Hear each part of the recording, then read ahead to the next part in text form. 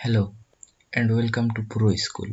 मान लीजिए हम लोगों का वेबसाइट में हम लोग हेडिंग टैग यूज़ करना चाहते हैं, तो हम लोग कैसे कर सकते हैं?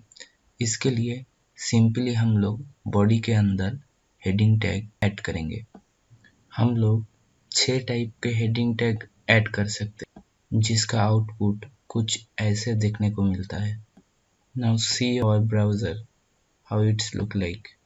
Now it's looks like this. अब रिमेंबर, हम लोग प्रीवियस लेसन पे बी टैग यूज किए थे। There is one tag, a strong tag, that is also similar to B tag.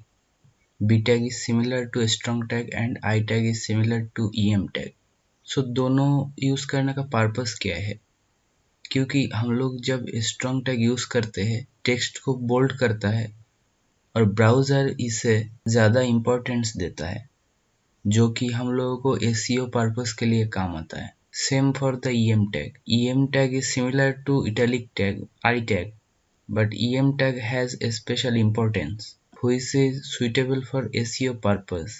तो अगर इस ट्यूटोरियल आप लोगों को पसंद आ रहा है तो लाइक कमेंट ज़रूर करिए। मिलते हैं नेक्स्ट ट्यूटोरियल पे। मैं प्रसेनजीत देवनाथ। Bye bye.